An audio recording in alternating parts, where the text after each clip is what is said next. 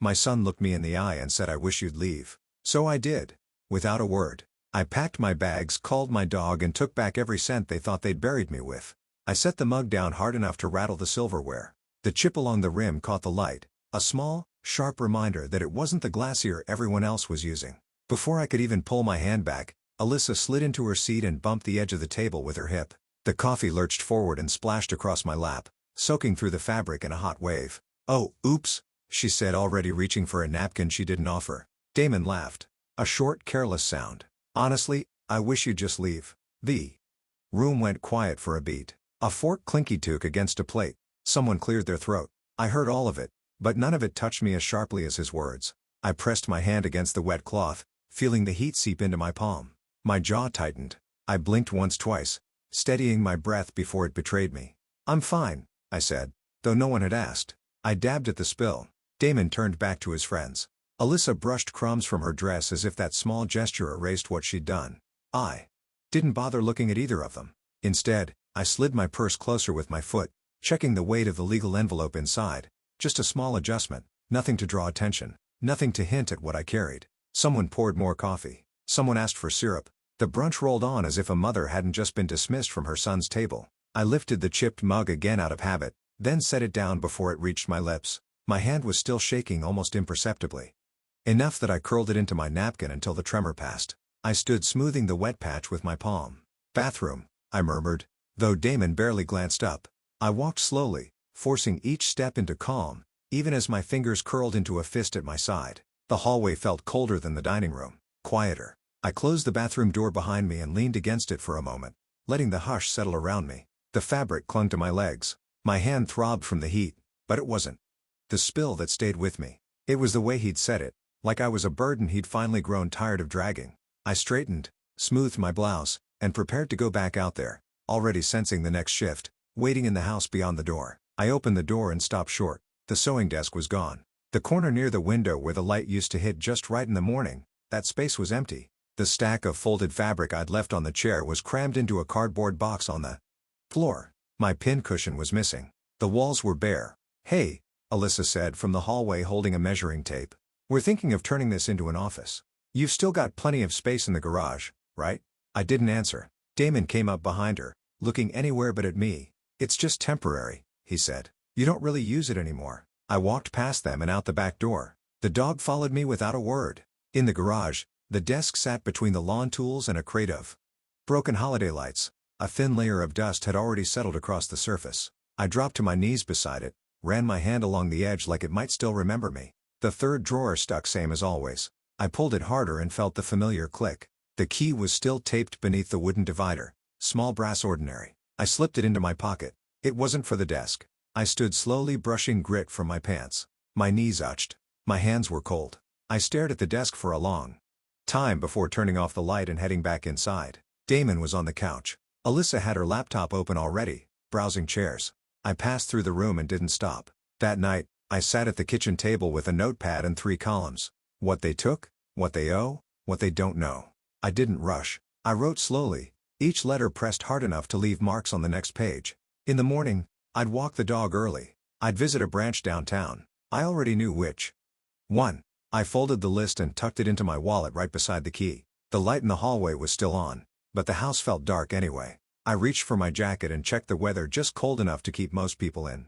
I stopped in the hallway when I heard my name. "She's basically our mortgage," Alyssa said, laughing. Her phone was on speaker. "Damon just needs to get her signature and we're set." Silence from the other end. Then a voice. Her sister, I think, asking something I couldn't make out.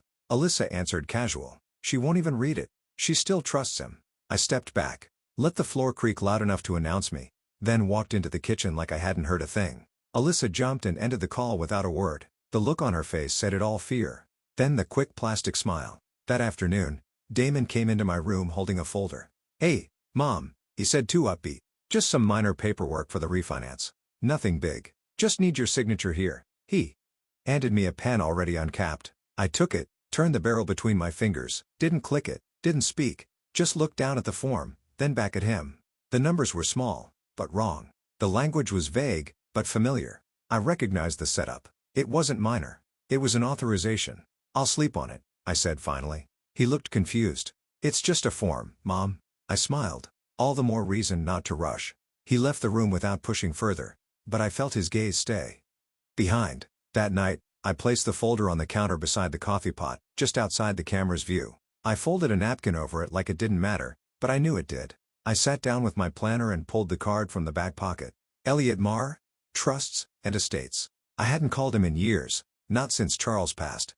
But the number hadn't changed. I dialed. One ring, two. A voice I still recognized picked up. Elliot, I said quietly. It's Marlene Kessler. I think it's time we spoke. He asked one question. Do you have the documents? I said yes. I always did. The next morning, I slipped the folder into my bag. The coffee brewed.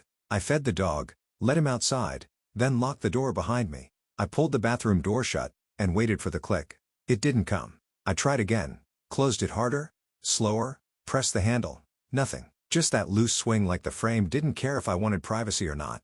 Quirk of the house. Damon said when I brought it up, you know how old places are, but it never happened when he used it. Or Alyssa, only when I was inside. Twice that week she walked in without knocking. Once while I was brushing my teeth. Once while I was seated mid-thought, mid-day, mid-dignity. Both times she smiled like I was in the wrong room. That evening I stepped into the garage and pulled the door shut behind me. Turned the lock. No one followed. No one knocked. I stood in the dim light and didn't move. Just stood, counted the seconds, breathed through my nose, let the silence press against my ribs until I remembered they still expanded. I picked up my phone, walked back inside, took a photo of the latch, zoomed in, captured the rust, the bend in the plate, the hairline crack in the wood. On my laptop, I created a new folder. I named it Decency, dropped the image in. Then I closed the lid and made a reservation online for a storage unit on Burnside Avenue under name M. Everly, my maiden name. I didn't need much space, just enough for what mattered, enough for what they'd eventually try to claim wasn't mine.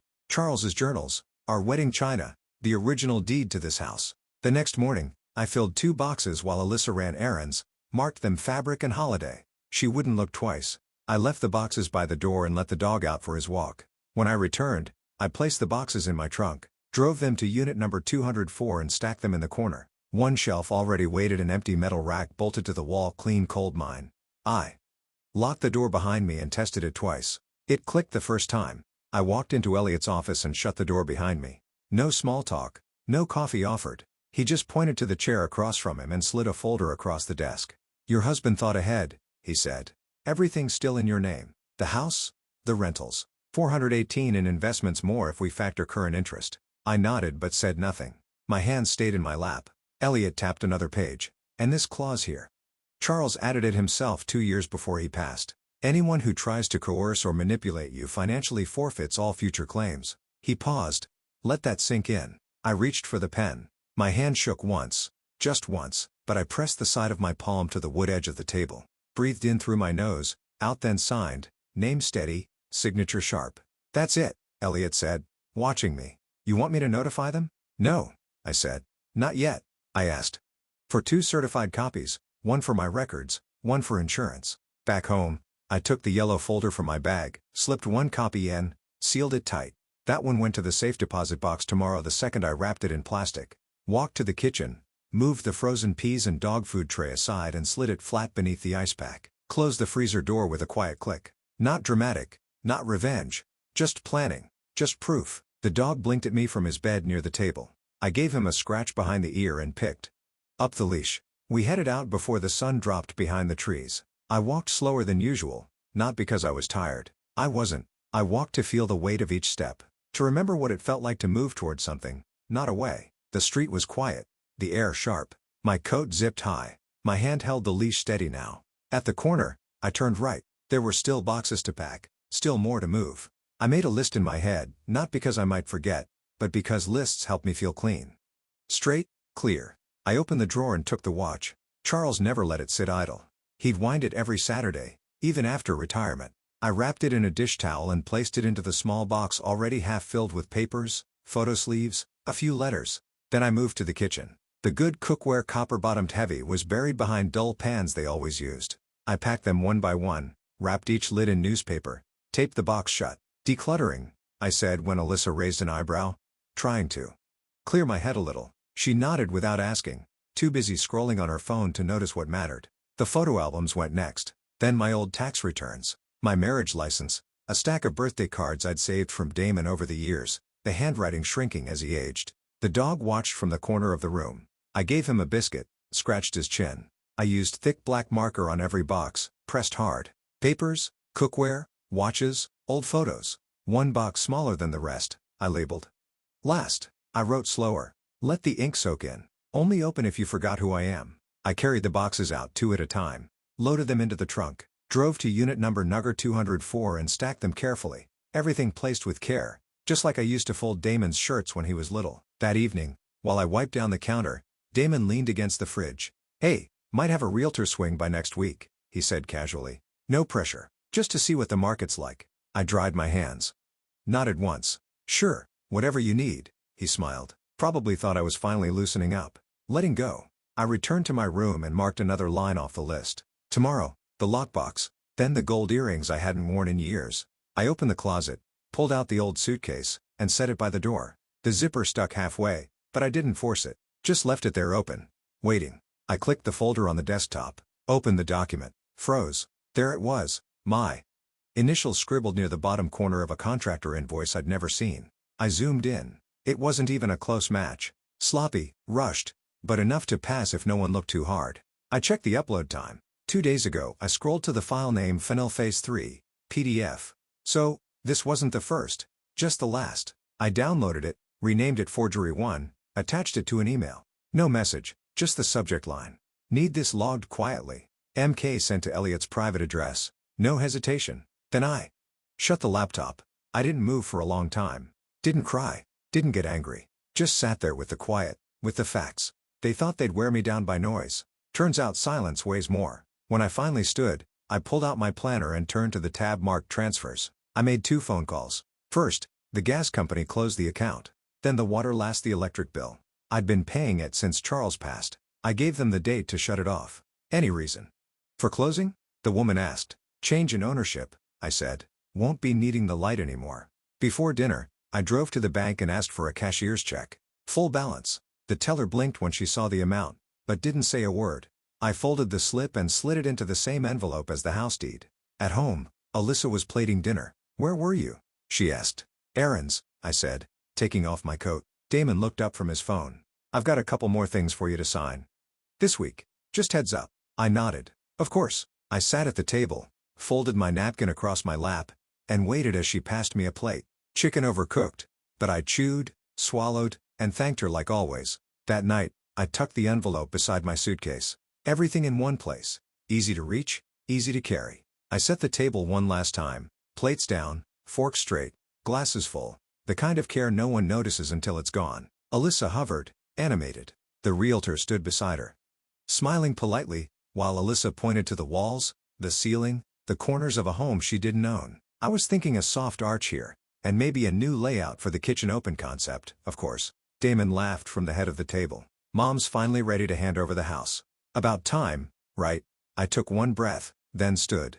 Slow, clear. No rush. I walked to the kitchen counter, picked up the yellow folder, and placed it in the center of the table. Quietly. Flat. That's interesting, I said, looking at neither of them.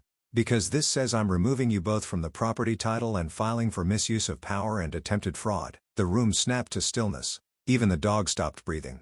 Alyssa blinked. Damon's mouth opened, then closed. The realtor cleared her throat. I'm going to excuse myself. No one stopped her. I pulled out my chair and sat. My hands stayed on the table. Still. Steady. Everything's in the file. Certified copies, video evidence. Signatures, dates. The forged document you uploaded already submitted, indexed, labeled. I assume you understand what this means. No answer. I reached for my coffee, sipped once. Warm, strong. Not a drop spilled. Beside the mug, I laid down a second bundle their unpaid bills, the ones I'd been covering. Mortgage, utilities, car note. I suggest you find an attorney before Monday. I'll be filing first thing. Damon tried to speak. Alyssa reached for the papers. I tapped the folder once. No need. You'll receive your own copy soon. I stood again, pushed the chair in, walked past the dishes, past the disbelief. No apology, no goodbye. Outside, I opened the car door. The dog jumped in without a command. The trunk was already packed. Suitcase, folder, everything that mattered. I closed the door gently, turned the key, didn't look back. The The phone buzzed again. I let it ring. 10 minutes later, another email. Subject urgent. Please respond from Alyssa's name. But I knew it was Damon typing. The words tried too hard. I stared at the screen, then powered it off. The accounts were frozen. Elliot confirmed the title had transferred cleanly. Legal notification had been sent. The realtor had backed off. I could almost hear the echo in their kitchen. I opened my contacts, scrolled down. My son? I tapped it, edited the name, Matthew, then saved. My son was still mine, but not like that. Not today. A text came through from an unknown number I didn't know. Please call. I held the phone for a full minute. The dog laid his head on my foot. The heater clicked on. Somewhere down the hall, a neighbor turned on a radio. I deleted the message. No reply, no explanation. In the small kitchen, I stirred cream into my coffee. 3 turns just like always. The folder marked Family Shared was still on my cloud drive. I opened it. Dozens of photos, old spreadsheets, a copy of a Christmas card Alyssa had designed 5 years ago that never made it to print. I selected all, hit delete. Confirmed. The folder vanished. I sat at the small table in the rental unit I'd paid off a decade ago. The one Charles and I had once thought we'd turn into a guest house. I hadn't told them I still had the deed. Never even showed them the keys. The windows rattled lightly in the afternoon wind. The dog shifted in his sleep. The coffee was still warm. I reached for the second cup, one I'd poured just in case someone visited. It stayed full, untouched. I lifted it anyway, carried it to the sink, emptied it slow. Then I rinsed it out and placed it upside down to dry. I rose before the sun. No alarms, no voices, just the quiet knock of wind against the window and the dog's soft sigh at the foot of the bed. I stood, pulled on my sweater, padded to the kitchen. The coffee had already started set it the night before. Simple things still mine. I fed the dog, scratched behind his ears, then pulled one mug from the shelf. Just one. That's all I needed. The cabin faced a lake. Still water, no boats, no footprints, just mist curling over the surface like it didn't want to leave. I poured the coffee slow. Not one drop spilled. The mug felt warm in my hand. Familiar. Solid. I sat at the table and didn't rush the first sip. I let the warmth fill my chest before I swallowed. My hand didn't tremble. For once, it didn't have to. No one barged in. No one reminded me what I owed. No signatures, no stares. Just me, a dog, and a morning with no weight pressing it down. The envelope on the counter stayed where I left it. Only if they knock. Simple. Sealed. Waiting. I didn't check it. Again. The sun broke through the trees. Light spilled across the floor in long, quiet lines. I didn't need more. Didn't need proof. Didn't need noise. I had peace and coffee. I lifted the mug to my lips,